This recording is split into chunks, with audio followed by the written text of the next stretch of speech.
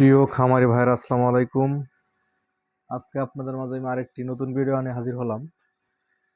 আপনারা অনেকে জানেন আমি ছোটোখাটো একটা হ্যাচারির সাথে জড়িত। আমার ছোট ছোট 4টা ইনকিউবেটর রয়েছে। আমি এগুলোতে আমার দেশি ডিম এবং হাঁসের ডিম ফুটিয়ে থাকি। তো আমার মতো যারা ছোট ছোট খামারি আছেন বা আমার মতো হ্যাচারি চালু করার চেষ্টা করতেছেন, কিন্তু অনেকেই হয়তো অনেক সমস্যার সম্মুখীন হন আমার মতো। তো আমি আমার কিছু সমস্যার সম্মুখীন হওয়ার পর যতটা মোটামুটি শিখতে পেরেছি, সেখান থেকে আপনাদের সাথে আমি আরও একটি বিষয় নতুন করে শেয়ার করব।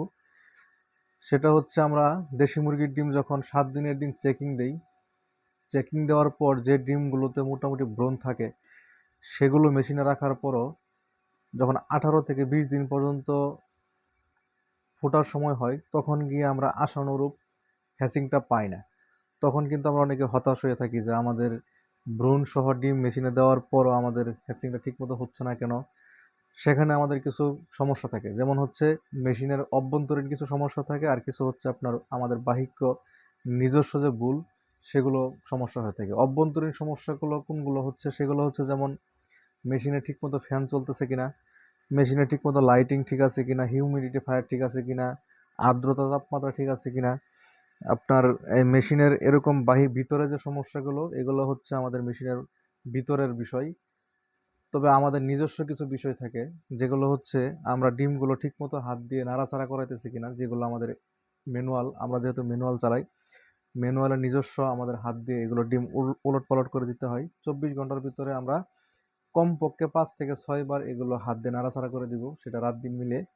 সো অনেকেই দেখবেন 2-1 বার করার পর আর করা হয় না। সেটা করলে আমাদের ডিম ভিতরে ব্রণগুলো খুব তাড়াতাড়ি মারা যায়, এতে আপনার বাচ্চা আসানোর পাবেন না। এটা হচ্ছে আমাদের 1 নাম্বার কারণ।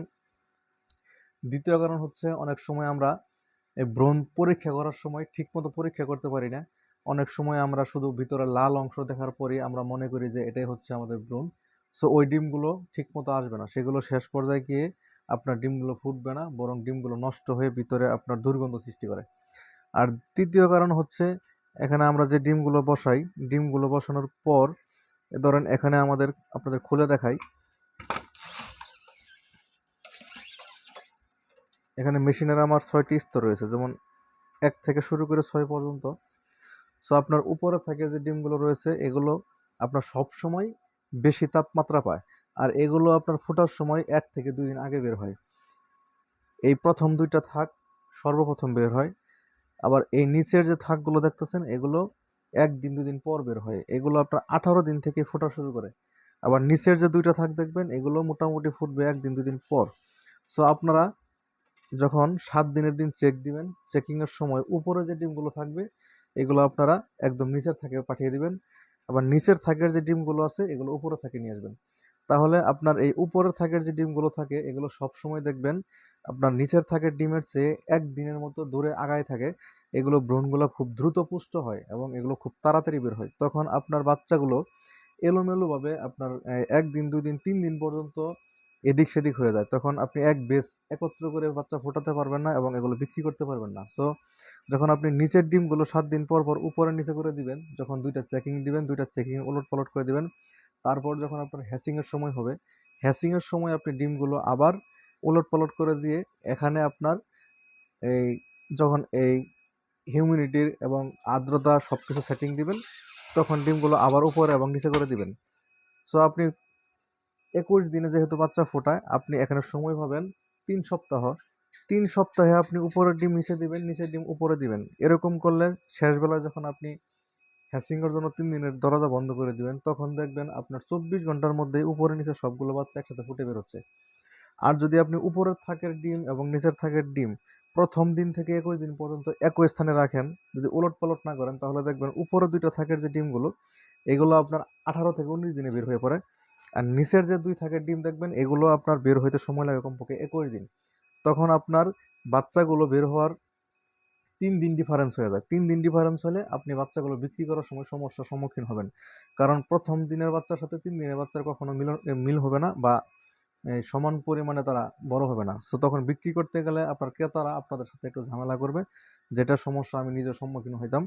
সো আপনি যখন ডিমগুলো উলট-পালট করে উপরেরগুলো নিচে, নিচেরগুলো উপরে দিবেন, তখন দেখবেন এই নিচের ডিমগুলো যখন উপরে আসে তখন ভ্রূণগুলো একটু সচল হয়, তখন ওগুলোর সাথে দৌড়ায়া আপনার পাল্লা দিয়ে তারা খুব কাছাকাছি চলে যায়।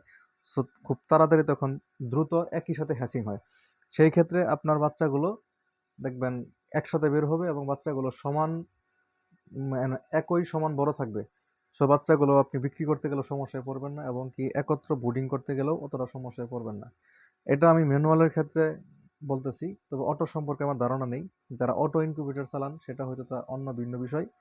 তবে ম্যানুয়ালে আমরা যখন নিচের থাকে আর উপরে থাকে ডিম দেই, তখন একই সাথে তাদের উম, বাচ্চা বের হয় না। সো আপনারা ডিমগুলো একটু উলট-পালট করে দিবেন, আর বাচ্চা বের হওয়ার সময় অবশ্যই আপনারা তাপমাত্রাটা বাড়িয়ে 60 থেকে 70-75 করে রাখবেন। আশা করি 24 ঘন্টার মধ্যে আপনাদের সকল হ্যাচিং একটা মেশিন থেকে শুরু হবে, আর 24 ঘন্টার মধ্যে মোটামুটি এগুলো বের হয়ে যাবে।